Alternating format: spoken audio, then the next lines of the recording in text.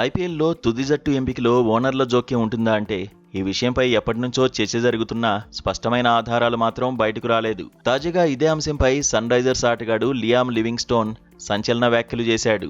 IPL 2026 సీజన్లో జట్టు ఎంపికలో యాజమాన్యం జోక్యం చేసుకుందని, ఓనర్లకు నచ్చిన ఆటగాడి కోసం తనను పక్కన పెట్టారని ఆరోపించాడు. ఓ పాడ్కాస్ట్లో లివింగ్స్టోన్ ఈ వివాదాస్పద వ్యాఖ్యలు చేశాడు. గతేడాది ఐపీఎల్ వేలంలో ముంబైకి గట్టి పోటీ ఇచ్చి మరీ సలీల్ అరోరా అనే యువ ఆటగాడిని హైదరాబాద్ కొనుగోలు చేసింది. సలీల్ అంటే సన్ రైజర్స్ ఓనర్లకు చాలా ఇష్టమని తెలిపాడు లియామ్ లివింగ్స్టోన్.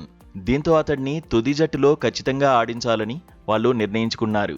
కెప్టెన్ కమిన్స్ అందుబాటులో లేనప్పుడు 3 విదేశీ ఆటగాళ్లతోనే హైదరాబాదు జట్టు బరిలోకి దిగింది. అప్పుడు కూడా నాకు అవకాశం రాలేదని లివింగ్స్టోన్ తెలిపాడు. ఇదే విషయంపై తాను జట్టు కోచ్ డాన్ విటోరీని ప్రశ్నించానని తెలిపాడు. దీంతో అసలు విషయం తెలిసిందని పేర్కొన్నాడు. సలీల్ అరోరా అంటే ఓనర్లకు చాలా ఇష్టం. కమిన్స్ తిరిగి వచ్చినా సరే తుది జట్టు కూర్పులో ఎలాంటి మార్పులు ఉండవని స్పష్టంగా చెప్పారు. ఆయన నిజాయితీగా చెప్పడంతో గాయాల వంటివి జరిగితే తప్ప నాకు ఆడే అవకాశం రాదని అర్థమైంది. దాంతో నా ఆలోచన విధానం కూడా మారిపోయిందని పేర్కొన్నాడు.